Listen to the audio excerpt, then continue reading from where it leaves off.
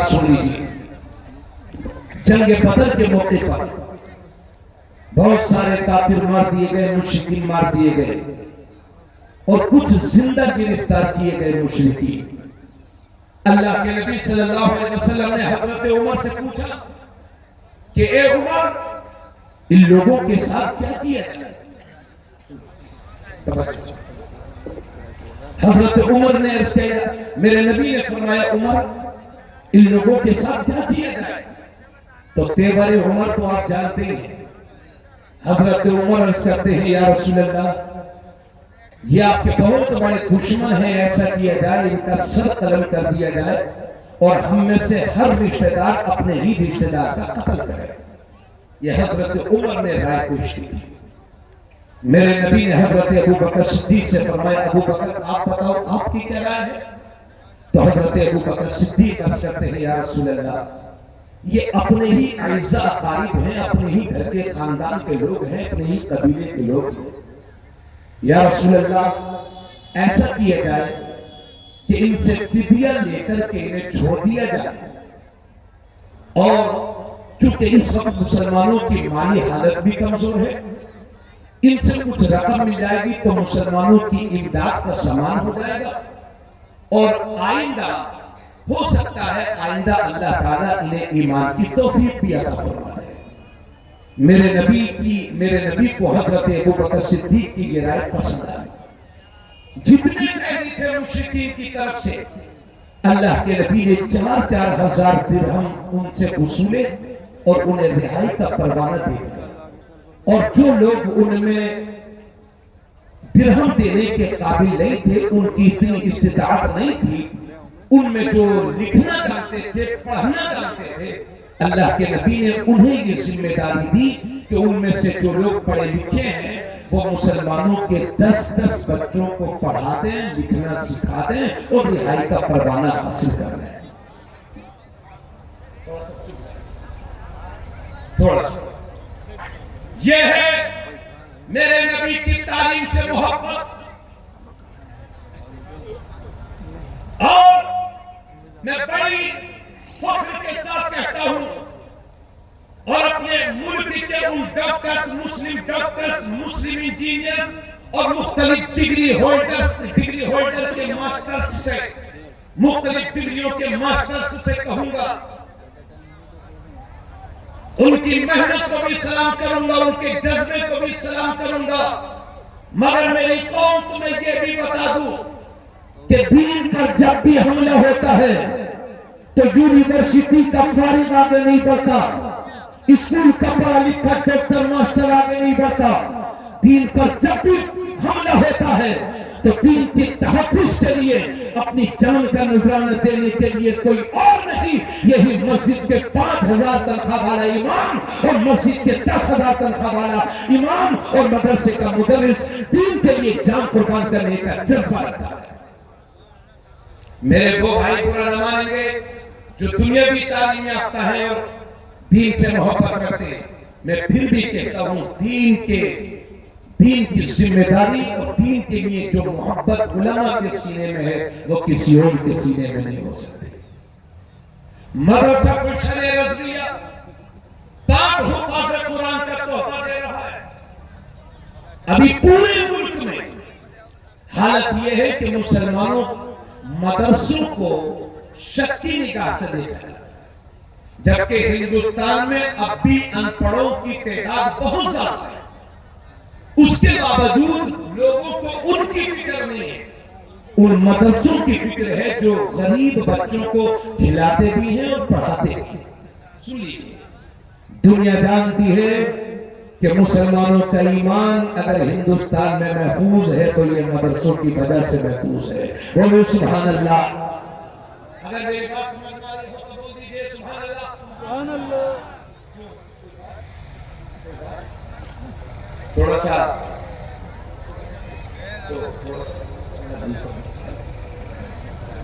اس لیے میں کہہ رہا ہوں میرے بھائی، یہ مدرسے ہماری ریڑھ کی ہڈی کی طرح ہے، اگر یہ کمزور ہو گئے تو ہندوستان کا مسلمان ایمان کے اعتبار سے کمزور ہو جائے۔ اس لیے ہر گاؤں کے لوگوں کی یہ اخلاقی ذمہ داری بنتی ہے کہ اگر ان کے یہاں مکتب یا مدرسہ نہیں ہے تو قائم کریں، اور اگر پہلے ہی سے قائم ہے تو اس کو صحیح سے چلائیں، تاکہ ہمارا بچہ ہوش سنبھالنے سے پہلے ہی قرآن کریم کو پڑھنا سیکھ جائے اور لکھنا سیکھ جائے۔ سمجھے؟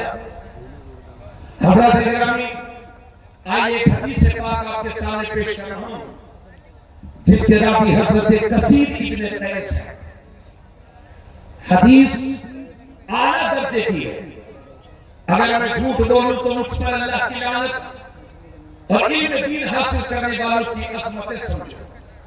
حضرت کثیر ابن قیس کہتے ہیں کہ میں دمشق کی جامع مسجد میں ایک دن بیٹھا ہوا تھا، تو ایک شخص مدینہ شریف سے آیا۔ حضرت کثیر ابن قیس کہتے ہیں کہ میں دمشق کی جامع مسجد میں حضرت ابو دردہ کے ساتھ بیٹھا ہوا تھا۔ ایک شخص مدینہ شریف سے آیا۔ دمشق یہ ملک شام میں ہے اور مدینہ شریف یہ سعودی عربیہ میں ہے۔ ایک حدیث کو سننے کے لیے ایک صحابی کہاں جا رہے ہیں اس کو سن لیجیے۔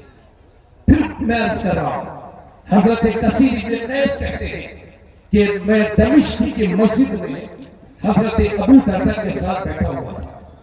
میں کیا دیکھتا ہوں، ایک شخص مدینہ شریف سے تشریف لاتے ہیں اور کہتے ہیں اے ابو دردہ، میں کہیں اور سے نہیں بلکہ حضور کے شہر مدینہ شریف سے آیا ہوں، تھوڑا سا اور دیجئے۔ مدینہ سن کر کے بھی اگر ایمان میں حرارت نہیں آ رہی ہے تو پھر تھوڑے سے دل پر سیاہی داغ لگ رہے ہیں، اس کو ختم کرنے کی ضرورت ہے۔ وہ صحابی کہتے ہیں کہ میں مدینہ شریف سے آیا ہوں اور میں نے سنا ہے کہ آپ میرے آقا کی کوئی حدیث بیان کرتے ہیں، میں کسی اور کام سے نہیں آیا، صرف مدینہ شریف سے آپ تک اس حدیث کو سننے کے لیے آیا۔ تو حضرت ابو دردہ کہتے ہیں ہاں جی ہاں، وہ حدیث میں بیان کرتا ہوں۔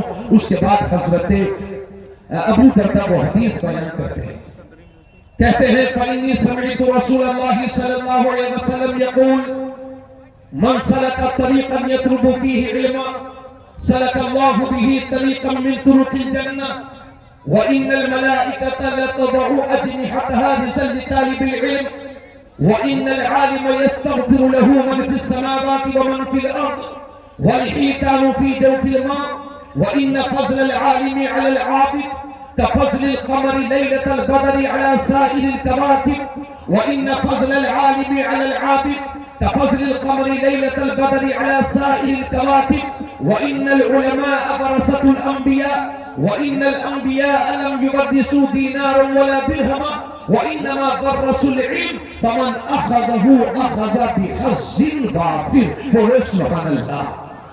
سبحان اللہ، پورے مسجد کی طرف سے آواز آنی چاہیے سبحان اللہ، سبحان اللہ۔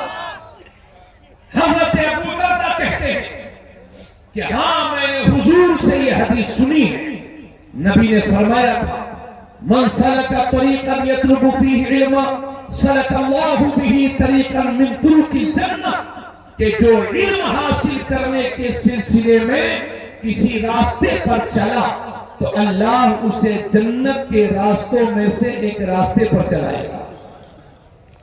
اور زور سے سبحان اللہ۔ وَإِنَّ الْعَالِمَ يَسْتَغْفِرُ لَهُ مَنْ فِي السَّمَاوَاتِ وَمَنْ فِي الْأَرْضِ وَالْحِيتَانُ فِي جَوْفِ الْأَرْضِ، اور بے شک جو کچھ زمین میں ہے، جو کچھ آسمانوں میں ہے، یہاں تک کہ مچھلیاں سمندر کے اندر، پانی کے اندر مچھلیاں عالم کے لیے دعائیں استغفار کرتی رہتی ہیں۔ وَإِنَّ فَضْلَ الْعَالِمِ عَلَى الْعَابِدِ كَفَضْلِ الْقَمَرِ لَيْلَةَ الْبَدْرِ عَلَى سَائِرِ الْكَوَاكِبِ۔ حضور فرماتے ہیں بے شک عالم کی فضیلت عابد پر ایسے ہی ہے جیسے چودھویں رات کے چاند کی فضیلت ستاروں پر ہے۔ وَإِنَّ الْعُلَمَاءَ وَرَثَةُ الْأَنْبِيَاءِ، اور بے شک علماء کرام نبیوں کے وارث ہیں۔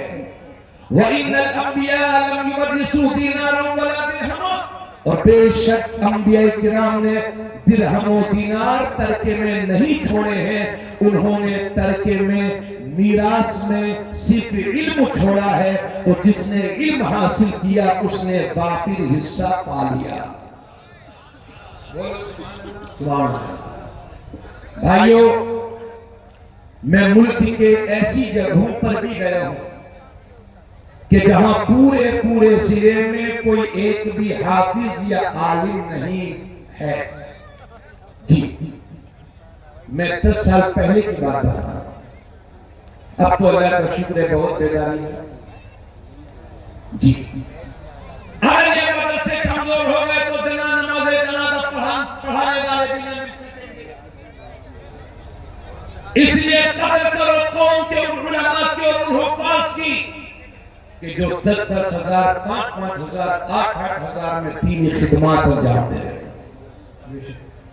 اگر ان کی صحیح معنی میں خدمت نہیں کی گئی تو حوصلے ٹوٹ جائیں گے اور لوگ اپنے بچوں کو مدرسے میں بھیجنے سے پرہیز کریں گے۔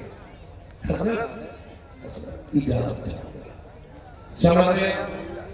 اس لیے قاری محمد نسیم صاحب یا قاری محمد سعید صاحب یا کوئی بھی عالم آپ کے دروازے پر رسید لے کر کے پہنچے تو حقارت کی نظر سے مت دیکھنا، اللہ کا شکر ادا کرنا، مولا تو نے اس لائق بنایا ہے کہ ایک عالم دین میرے پاس آیا ہے، ان کی خدمت بھی کیجئے، دعائیں بھی لیجئے اور مدرسے کی بھی خدمت کیجئے۔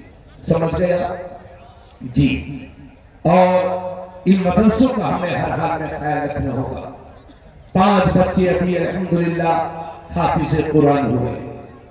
ابھی پچھلے 4 سالوں میں ہم دیکھ رہے ہیں کہ قرآن پر حملہ ایک عام سی بات ہوگی۔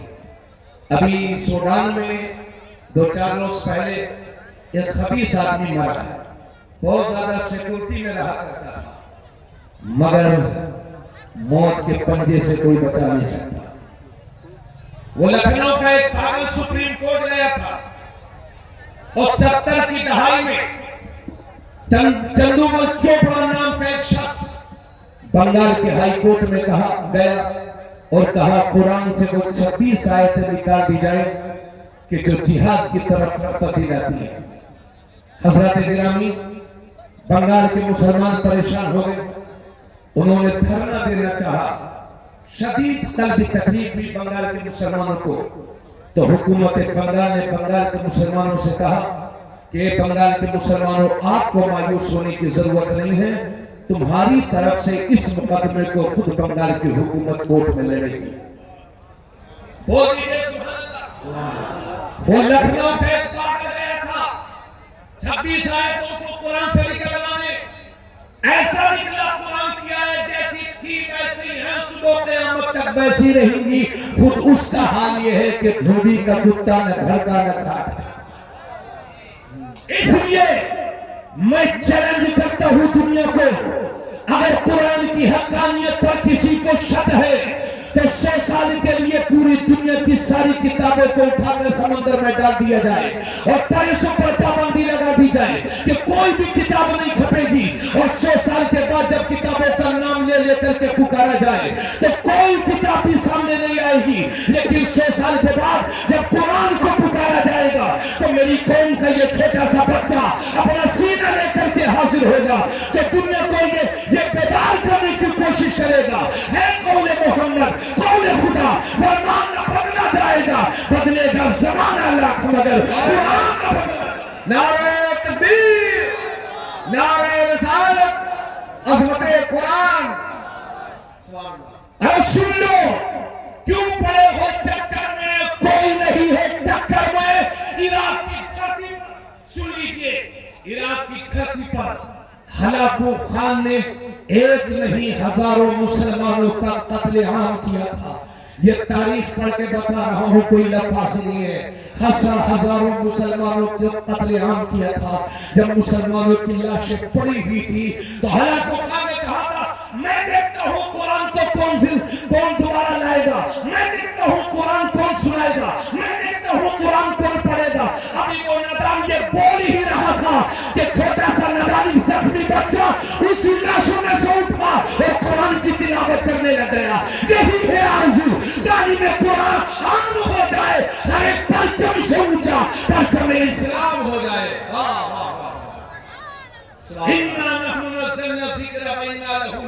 लहाफिज़ून, बेशक हम ही ने कुरान की नाज़िल किया है। भैया जिसे जो देना हो वो इधर से दे दे। मैं ज्यादा 10 रुपए से खुश नहीं होता हूँ, लोग मोहब्बत से सुन लेते हैं, मैं उससे खुश होता हूं। और आलिम साहब जब तकलीफ किया करे तो ज्यादा 10 के बदले के चला 10 या 20 जो भी ये मत समझिए कि 1500 तकरीर सुना, शायद साहब पढ़ाई करे तो दे दिया, समझ गए? क्योंकि नाते नबी सुन करके कुछ देना ये हमारे नबी की सुन्नत है। मगर उसी शायर को ज्यादा जो जरूरतमंद भी हो और आपके नजराने का एहतराम भी करता हो।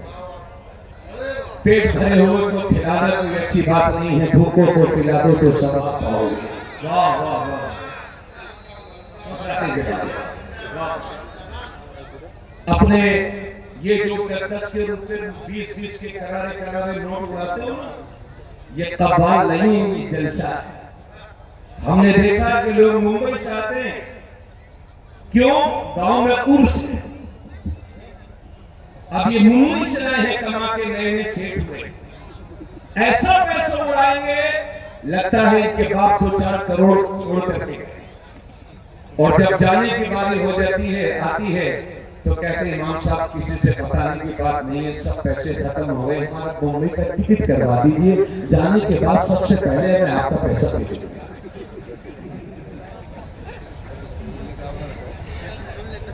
इसलिए मेरे भाई ये बनावटी सेठी अच्छी नहीं होती।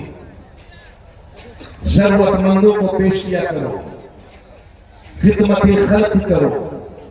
आपके मोहल्ले में कोई बीमार है तो जरूरी नहीं कि एहसान झाड़ के दो, देने के बहुत सारे तरीके हैं। एक दिन मेरे मदरसे में एक बच्चा मेरे सामने बैठा हुआ था, चेहरा कुछ उतरा हुआ था, सबक याद नहीं था, मैंने डांट दिया तो रोने लगा। मैंने कहा बेटे क्या हुआ? तो मैं समझ गया, मैं खुद उस रास्तों से गुजरा हूं। मैंने कहा बेटे तुमने नाश्ता नहीं किया? तो बोले जी हज़रत मैंने नाश्ता नहीं किया। तो मैंने कहा पैसे नहीं है? बोले जी हज़रत मेरे पास पैसे नहीं। आज भी मदरसे में ऐसे बच्चे भी पढ़ते हैं जिनके पास नाश्ते तक के पैसे नहीं होते, और खुददार इतने होते हैं कि किसी के सामने अपनी ज़बान नहीं खोलते। इसलिए मेरी कौम के जिम्मेदारों इस बनावटी सेठी को खत्म करके अपने पुष्ट को मजबूत करो और मदरसों के लोगों की खिदमत करो, मदरसों की भी खिदमत करो। अगर ये सही है, सलामत है, तो इंशाअल्लाह हम भी सलामत हैं। मेरी बात समझ में आ रही है आप को? इसलिए मैं आपसे अर्ज कर रहा हूं। तो मैं अर्ज कर रहा था, अल्लाह पाक फरमाता है इन्ना नहनु नज़्ज़लना ज़िक्र व इन्ना लहु लहाफ़िज़ून, बेशक हम ही ने कुरान को नाजिल किया है और हम ही इसकी हिफाजत फरमाएंगे। तो इसका टेंशन आप छोड़ दो, इसका